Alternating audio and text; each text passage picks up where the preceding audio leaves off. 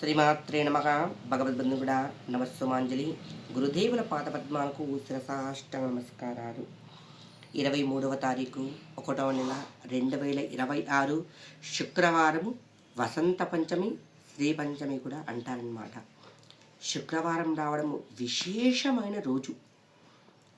ప్రతి ఒక్కరికి కూడా ఆ సరస్వతీదేవి కరుణా కటాక్షాలు సిద్ధిస్తూ ఉంటాయి.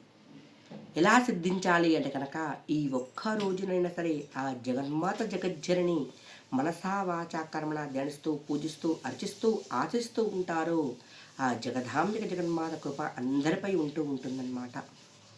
అంతేకాకుండా అమ్మవారు తెలుపు వస్త్రం అంటే కనుక ఆ అమ్మవారికి ప్రీతికరమైంది. ఎందుకు అంటే కనుక తెలుపు వస్త్రంపై ఎలాంటి పదార్థం పడ్డా సరే కనబడుతూ ఉంటుంది అందరికీ. అంటే ఆ అమ్మవారి దగ్గర ప్రతి ఒక్క విద్యార్థి కూడా కల్మషం లేకుండా అమ్మ ఓం శ్రీ సరస్వతి నమః, అఖండ విద్యాప్రాప్తి కలగాలమ్మా, జ్ఞానాన్ని ప్రసాదించమ్మా జ్ఞానాంబిక, నాకు ఎలాంటి ఆలోచన లేకుండా విద్యనందు అన్ని రంగాలందు కూడా సిద్ధించాలి తల్లి అని చెప్పేసి ప్రతి ఒక్కరు కూడా వేడుకోండి. మొట్టమొదటిగా అక్షరాభ్యాసం చేపించుకునే వారు కూడా ఈ రోజున విశేషమైన రోజు. శుక్రమూఢంతో పనేమీ లేదు. ఈ రోజున అక్షరాభ్యాసం చేపించుకోవచ్చు. ఈ రోజున ఆ అమ్మవారి దగ్గర పుస్తకాలు పెన్నులు పెట్టి ఆ అమ్మవారి తాకట్టు తీసుకొచ్చినా కూడా, అదే ఎగ్జామ్లలో రాసినా కూడా ఆ జగన్మాత కృప మనపై ఉండి మనకి తెలిసిన కాడికి మర్చిపోతూ ఉంటారు చాలామంది. అవన్నీ కూడా జ్ఞానాన్ని ప్రసాదించే తల్లి, విజ్ఞానాన్ని ఇచ్చే తల్లి ఆ సద్వర తల్లి సరస్వతీదేవి. అమ్మవారికి ఈ రోజున ఈ చిన్న పరిహారం చేయండి. ప్రతి గృహంలో కూడా చేయవచ్చు. ఎందుకంటే ఇంకా ధైర్యము, ధనము, విద్య 3 ఉండాలి. అందులో శుక్రవారం రావడము లక్ష్మీదేవికి కూడా ప్రీతికరమైంది.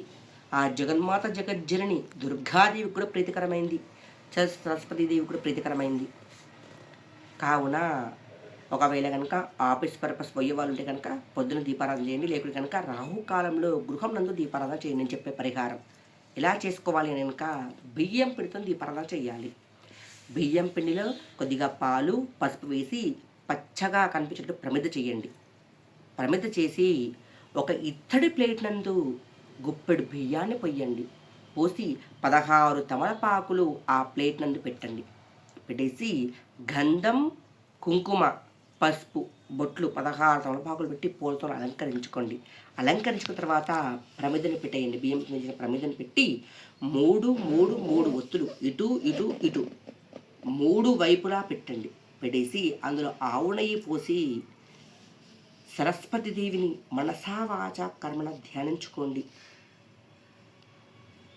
అన్ని విధాలుగా జ్ఞానాన్ని ప్రసాదించి ఆ అమ్మవారిని మనసా వాచా కర్మణ ధ్యానించండి.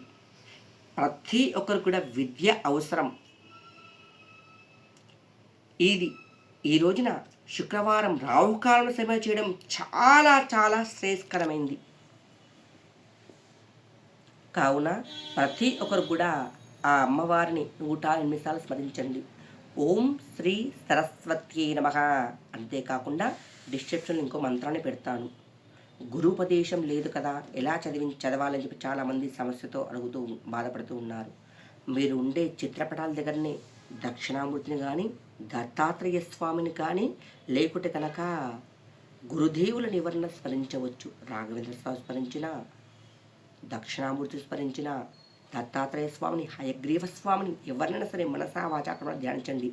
లేకుంటే కనుక మీరు ఒక అర్చకుడు ఉంటారు కదా, వారు మంచి చెప్తూ ఉంటారు, వాళ్ళ జ్ఞానాన్ని ప్రసాదిస్తూ ఉంటారు కదా మీకు, వారి దగ్గరనైనా సరే వారు కూడా స్మరించి మీరు వారు ఇచ్చినట్టు భావించుకొని ఈ మంత్రం 108 సార్లు మంత్రం చదవండి. ఒకవేళ కనుక విద్యార్థులు కుదరదు, తల్లిదండ్రులన్నా చెయ్యండి. చేసి బెల్లం ముక్క నైవేద్యం పెట్టండి. పెట్టి ఆ విద్యార్థులు ఏవైతే ఉంటారో ఆ బెల్లం ముక్కలు తినబెట్టండి.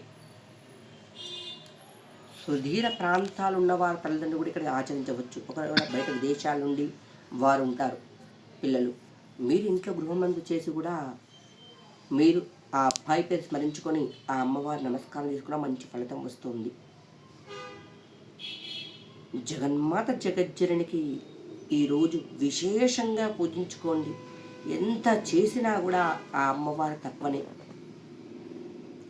అన్నీ ఉండి విద్య లేకుంటే వ్యర్థం. ప్రతి ఒక్కరు కూడా విద్యతో పాటు బుద్ధిని, జ్ఞానాన్ని ప్రసాదించే చదువుల తల్లి సరస్వతి హంసవాహిని ఆ జగన్మాత జగజ్జనని మనసా వాచాకరణ ధ్యానించండి. ప్రతి ఒక్కరు కూడా విద్య, బుద్ధి, జ్ఞానాన్ని ప్రసాదించాలని చెప్పేసి మనసా వాచాకరణ ధ్యానిస్తూ ఉన్నాను. శ్రీమాత్రే నమః.